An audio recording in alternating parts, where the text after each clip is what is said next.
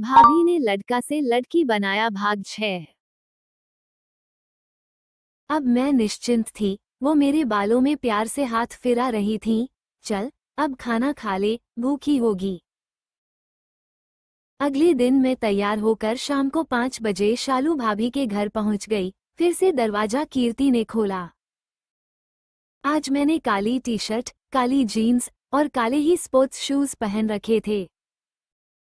मेरे गोरे बदन पर काले कपड़े मस्त लग रहे थे। चेहरे के बचे खुचे बाल भी क्लीन शेव की आंधी में उड़ गए थे।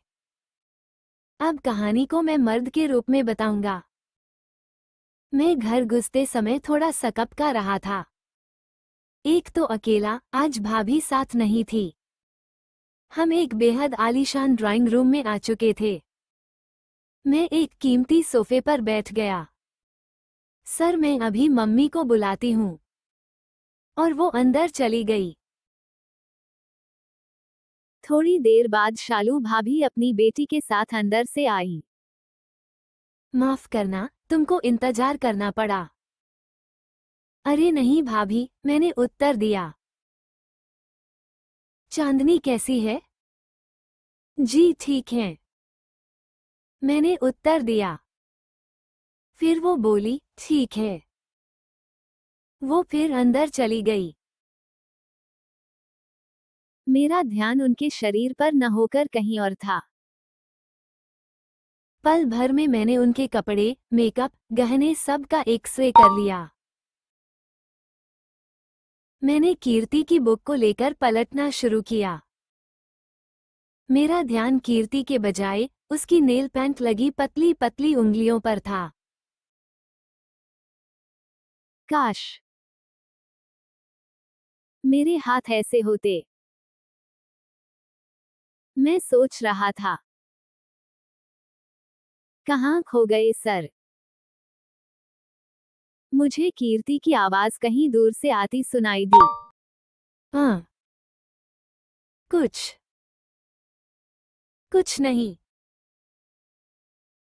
मैं हकला गया। तभी शालू भाभी चाय लेकर आई और मेरे बगल में बैठ गई। उफ, क्या परफ्यूम की महक! उनका शरीर मेरे बदन से छू रहा था।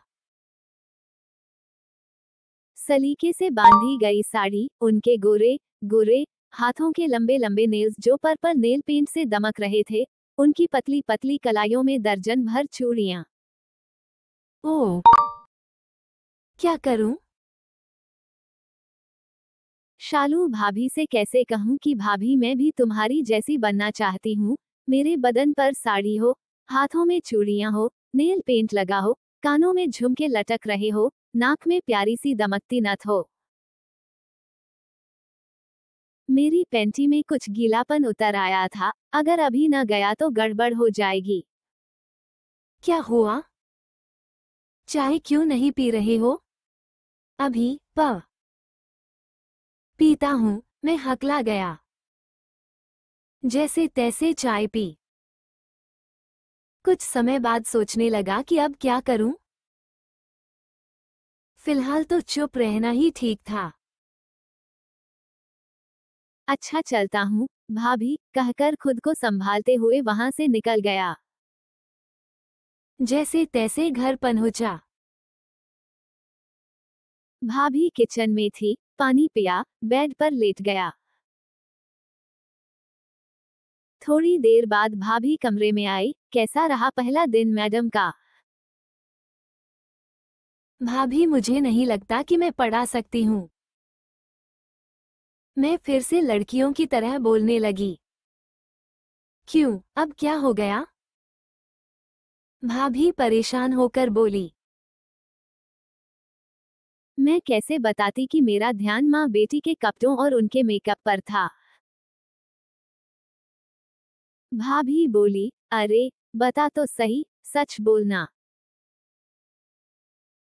मैंने सर झुकाकर कहा। शालू भाभी को देखकर मेरे मन में कुछ कुछ हो रहा था। भाभी मन ही मन मुस्करा रही थी। मैंने झल्लाकर कहा, अब इतना खुश क्यों हो रही हो?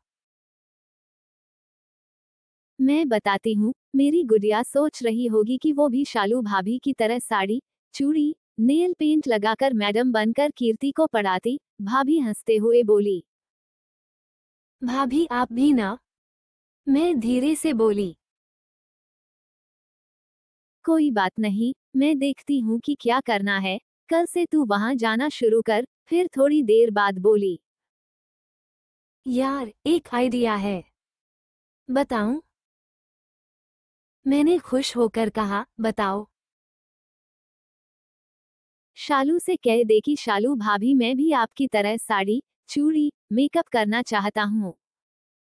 बताओ मैं क्या करूं? भाभी अब मूड में आ गई। मैं रूठ कर बेड पर साइड में बैठ गई। भाभी। मेरे मुंह से बस इतना निकला। भाभी उठी, मेरे पास आई और बोली, पागल, मैं तो मजाक कर रही थी। तेरी सीक्रेट मेरे दिल में रहेगी, कसम से। तभी माँ मंदिर से लौट आई, बोली, क्या बातें हो रही है दोनों में? कुछ नहीं मम्मी, बस प्रतीक से ये पूछ रही थी कि आज का पहला दिन ट्यूशन में कैसा रहा। माँ ने कहा, ठीक ही रहा होगा, मेरा बेटा हीरा है समझी। रात का खाना खाकर हम सब सोने चले गए। मैं बेड पर पड़ी सोच रही थी। भाभी के शब्द बार बार मेरे जहन में गूंज रहे थे जो उन्होंने अभी कहे थे, साड़ी, चूड़ी, मेकअप के बारे में। मेरा हाथ मेरी पैंटी में था। बेचैनी बढ़ रही थी। रात कब गुजरी पता न चला।